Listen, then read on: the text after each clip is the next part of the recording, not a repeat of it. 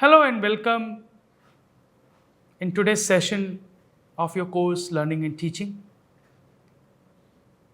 Today I'm going to discuss about a very important topic, that is action research. Actually, sometimes it has been believed, or you can say it is a misconception, that research is something which is not a work of every teacher. But the reality is the teacher faces a lot of problems in day-to-day classroom transactions, and many times they are not able to get appropriate solution of their problem. So what they do, they try to find out the probable solutions.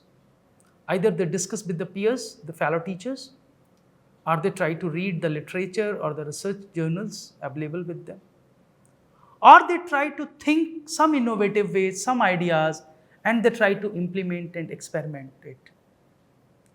Don't you think they are not doing research? They are also doing research, and they are doing research being in the action, being in the classroom. Along with teaching learning, they are researching to find out the solution of their problem. So this is called action research. I am Dr. Gaurav Singh from School of Education, IGNOU, and today I am going to talk about the basic types of action research and basic fundamental ideas and concepts involved in action research. You know, history of action research is very old. The term was coined by Kurt Lewin in 1940s. But in the field of education, it was Stephen Corey who did some experiments, or who used the principles and the steps of action research in the field of education. Because earlier, action research was being used in defense, especially during the World War II. Many army officers of European countries had done action research to find out the problem, to find out the solution of the problem which they have faced in the battlefield, immediate. So from there this term has emerged, because when the researcher is in action, whether the researcher is an army officer or a teacher, an army officer is in battlefield, a teacher is in the class. They face the problems, new problems, the problems about which they have never thought of. So what they do, they try to find out the solution of such problems. And when they try to find out the solution of such problems, they do action research. If you classify the types of the action research, you can classify it in many ways. But if you see the terminology which is being used as a replacement or synonymous of action research, you will find that many people call it practitioner research. Many people call it teacher research. Many people call it site-based research, and some call it action science. How action research is practitioner's research? Because in this, like the fundamental researches, the core researchers conduct the research. But in action research, the action researcher is a practitioner. For example, in educational settings, if action research is to be carried out, it can be carried out by a teacher, by a principal, by any school administrator, by any district education officer. It depends that up to what extent the problem is and at what level they want to find out the solution. The practitioner can be solo, the practitioner can be in groups. So practitioner means the teachers when conduct the research, this research become teachers' research. And you know, the research is not being done in terms of, the action research is not being done in the artificial settings of a laboratory or somewhere else. Action researches are being done in the naturalistic and realistic settings. If the problem is in the school, the experiment will be conducted in the school. The solution will emerge within the school. So school is the site of the research. If the problem is emerging in a classroom, the classroom will be the site of the research. If a problem is related to all the schools of a district of a particular area, so all the schools of that particular area will be the site of the research. So that's why action research is also known as site-based research. And because it follows the step of scientific methods, it is very systematic and it is being done during the action. That's why some people call it action science. So what action research is? In order to define action research, many practitioners tried to define it in different ways. I am going to talk about few important definitions of action research. And first such definition was given by Watts in 1985. What is in the definition? The definition is saying that action research is a process in which participants examine their educational practices systematically and carefully using the techniques of the research. So if any educational practice, any educational problem is being studied systematically and carefully using the steps and techniques of fundamental research. There are many types of fundamental researches, there are many methods, many techniques of the researches. So if we apply those techniques, those methods, those steps to solve the classroom problem, the practical problem during our educational practices, we are conducting an action research. What are the assumptions of action research? Many people think that action research is different from fundamental research in many ways. So there are some common assumptions, some basic assumptions which are related to the action research, and one such assumption is that the problem is identified by the teacher or principals who work on the problem themselves. In fundamental researches, generally problem emerges somewhere else and it has been given to some researchers and they start working on that. In medical research, if any disease is emerging somewhere, so researchers from different medical science institutions, researchers from different pharmacy companies, they have started research about that disease, its probable causes, possible solutions, medicines which can be used, medicines which need to be developed. So what is this? That problem has emerged somewhere else, not in that institution or not in that pharmacy lab, but they are started working on that, but it is not the case of action research. The problem is faced by the researcher, means the teacher or the principal. The problem emerges within the system, means in the classroom or in the school. And those who face the problem, the same set of people work to solve the problem. So the problem is identified the teachers or the principals, as well as they work to solve the problem themselves. This is the first assumption of action research. The next assumption of action research is that working on their own to improve the practices and solving problems through examination and assessing their own work make teachers more effective. This is again a very important assumption of action research. Actually, when a teacher identifies the problem in his or her practices and he or she himself try to solve the problem by examining the problem, by identifying its root causes, what will be the problem solution? What will be the possible solutions? How these solutions will work? Then he or she himself or herself implement the solution, saw its outcomes, its result, and he or she generalize it. Then action research become a complete action research. So when a teacher is involved in all these processes and all these steps, his or her effectiveness automatically improves. So this is a very good assumption of action research.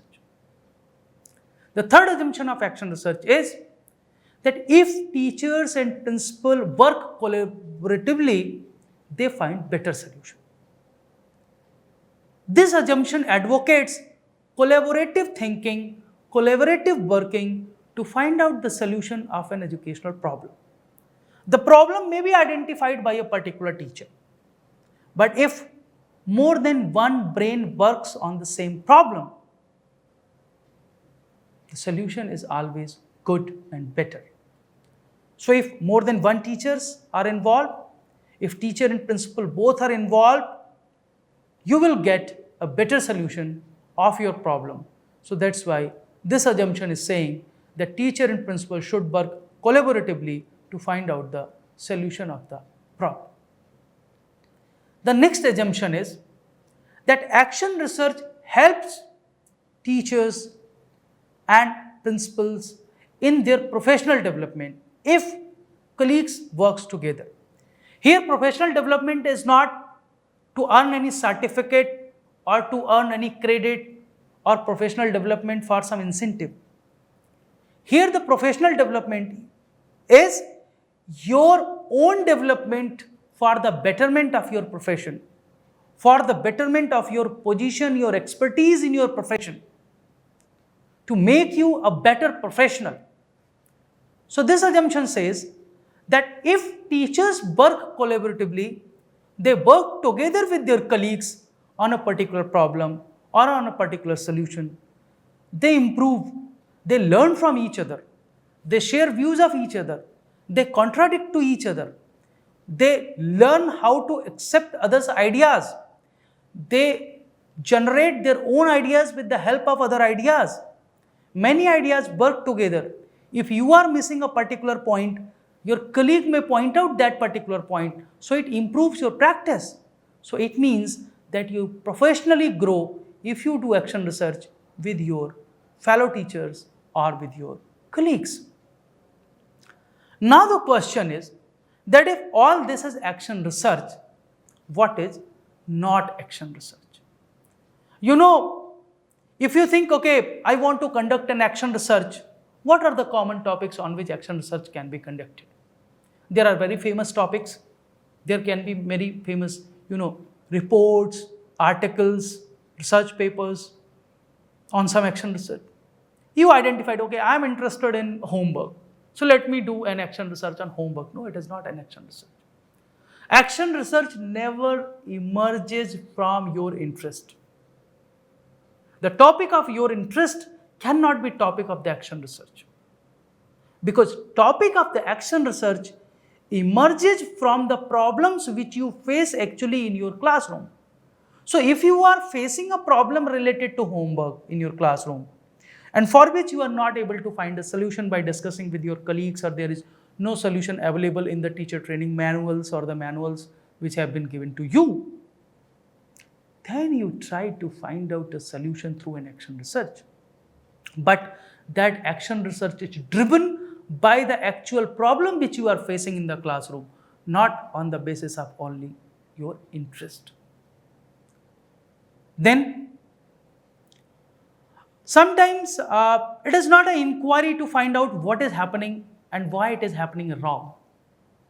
That is not action research. If you are facing some problem and if you try to find out the reasons of this problem, it is not action research. Until or unless you are not trying to find out the solution of the problem, as well as you are not implementing the solution and find out its outcomes or its impact or effect or effectiveness as a solution of your problem. So action research never ends with the reasons that why something is happening wrong. Rather, how that wrong can be made right. What are the methods which you can adopt? And you adopt those methods, you apply those methods, and you come out with a possible, acceptable, viable solution of the problem.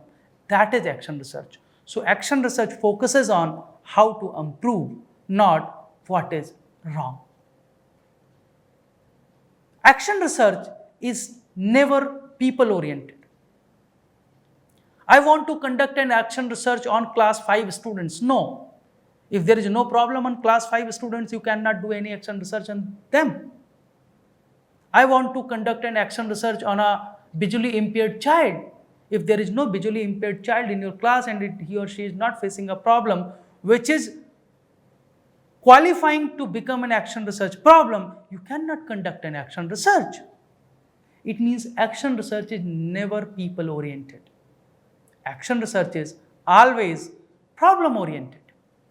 The problem which you are facing in your class, for which you are not able to get any possible viable and applicable solution from the literature, from the peers, from the experiences, and from your teacher training manuals.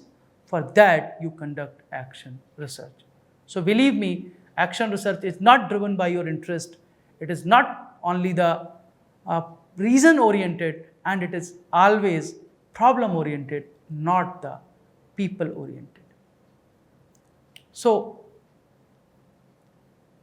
when we think what is action research and what is not, remember that in action research, you never study your learners. Rather, you study the problem of learners. Learners are never the subject of the study in our action research. If students are not doing the homework, so why homework is not being done? And that is the problem of the study, not the students who are not doing homework. So students or the learners are not our focus of study. The problem which they are facing, the problem which we are facing in the classroom is our focus of research. Our intention is never to know why to do certain things, rather to make things better. So we cannot give any hypothetical solutions. Okay, there is a problem, let us do, there are 4 or 5 solutions, you can adopt any one. No, it is not a suggestive thing. This should be done is never the subject of an action research.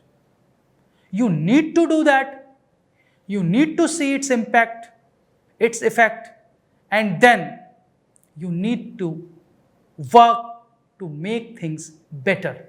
Only then you are doing a good action research.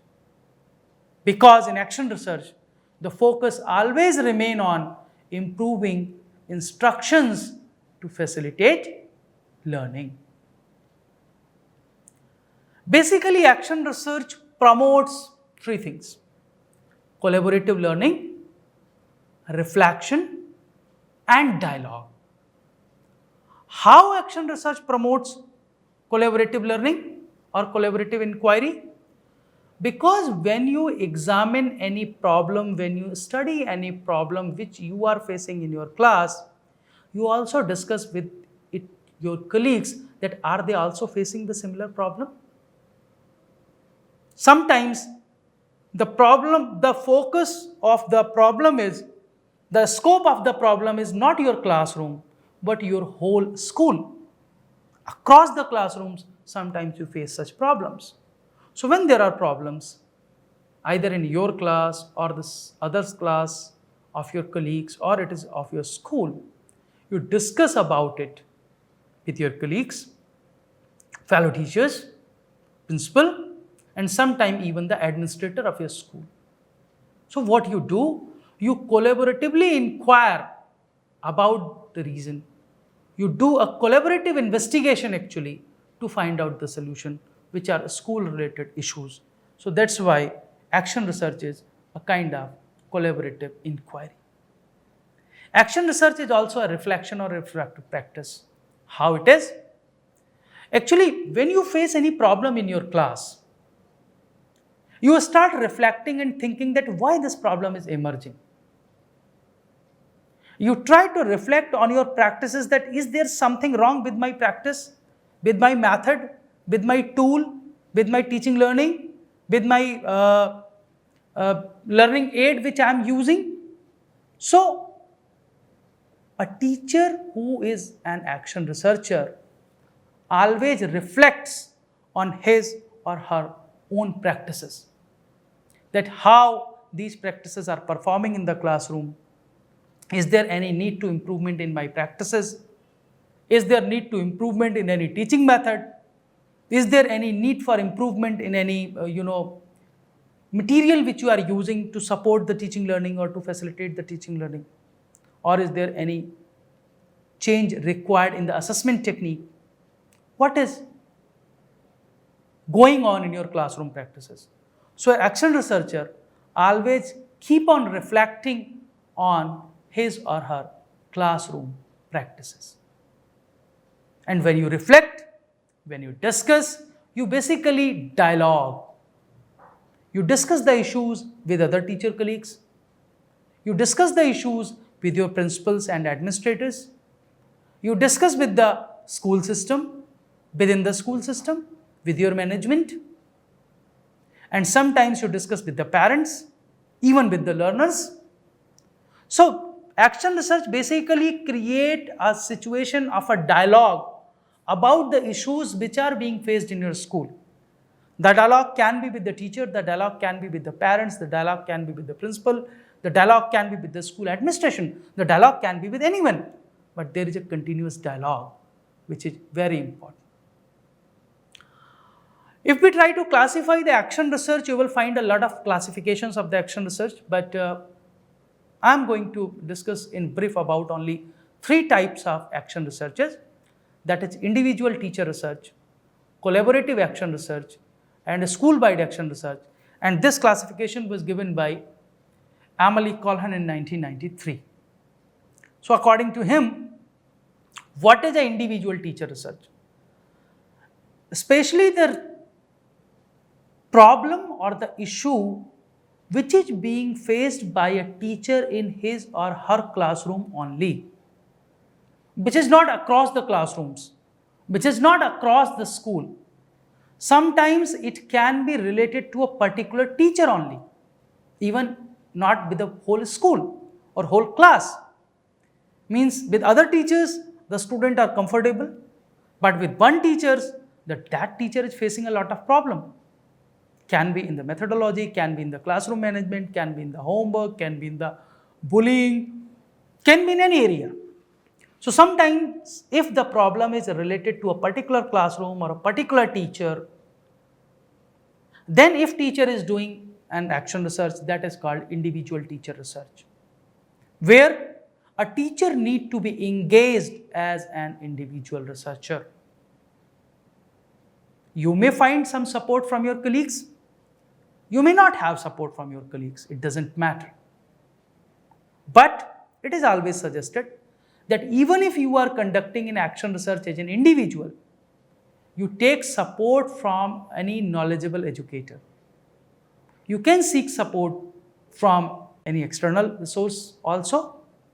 You can discuss with the researchers, educators, teacher educators, the people who are working in teacher education and researching in teacher education or in psychology or the area which is associated with your problem. So it doesn't mean that if you are doing any individual teacher research, you will do everything on your own and you are not required and you are not allowed to discuss with others. You are required. You require to discuss with others. But the whole planning and action and working is being done by only by you. Then comes the collaborative action research. If the problem which you are going to take in your action research is not in one classroom, it is more than one classroom, or more than one teacher are facing the same problem, then it requires the involvement of more teachers, sometimes administrator also. So such researches involve more collaboration, where teacher and administrators work together.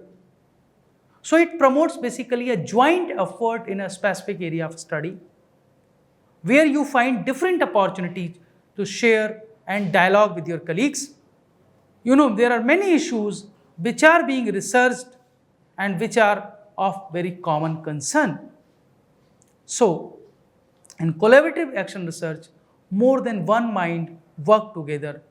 The other mind can be of your colleague, can be of your principal, or any other administrator. Then comes the school-wide action research. Actually, when we talk about a school-wide action research,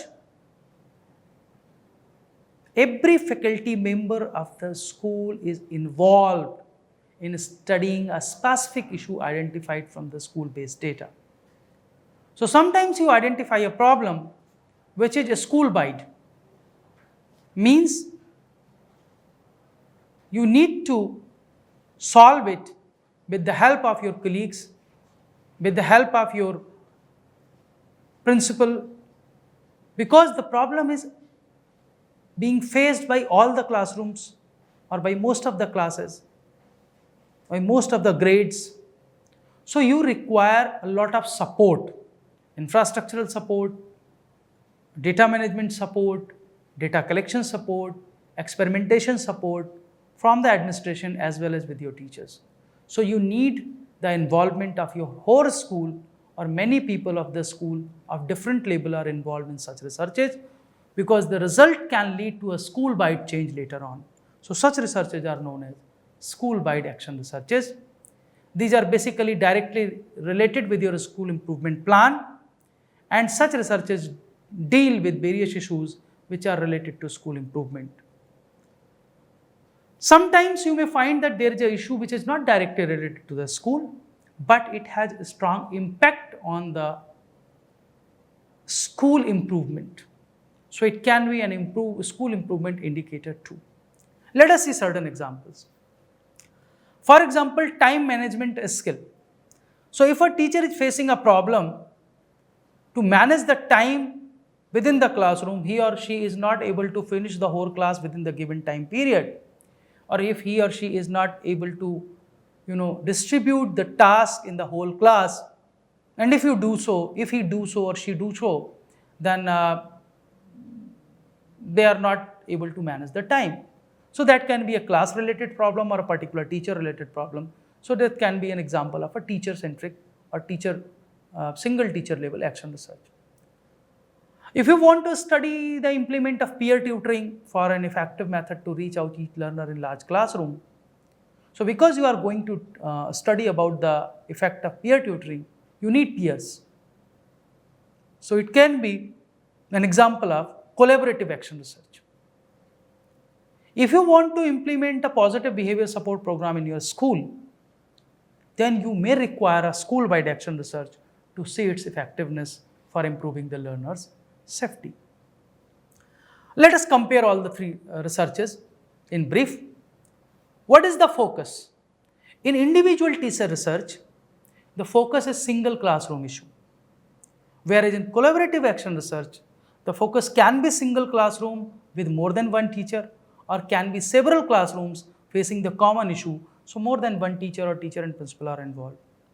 But a school-wide action research, the focus is always a school issue, the problem or the area which is of collective interest. So what kind of support is required? For individual teacher research, you just require a mentor or a coach or a person who is more knowledgeable, who has the idea of the area where you are working. You just need to assess the technology and some assistance for the data organization and analysis. But if you are doing collaborative research, more than 2 teachers are involved, then sometimes you require a colleague to help you the time which is your time as a substitute. So you require sometimes substitute teachers. You require some release time where you can think about the research and work about the research with your collaborators. So you need a close link with your administrator. For a school-wide research, school commitment is very important. School leadership should be very positive. There should be continuous communication between the researchers, between all participants of the researchers, and sometimes you may require some external participants. The potential impact of a teacher-centric action research can be on curriculum, on instruction, or on assessment. But a collaborative research may bring the changes in the curriculum, instruction, and assessments along with the policy. But a school-wide action research has a potential impact on the school restructuring, change in policy, parent involvement, or sometimes evaluation of the program. There are certain side effects also which are possible. If a teacher continuously doing action research for each and every problem he or she is facing, then his or her practices are basically more dependent on the data information. And in action research, the data which is being shared with you, sometimes it is not correct.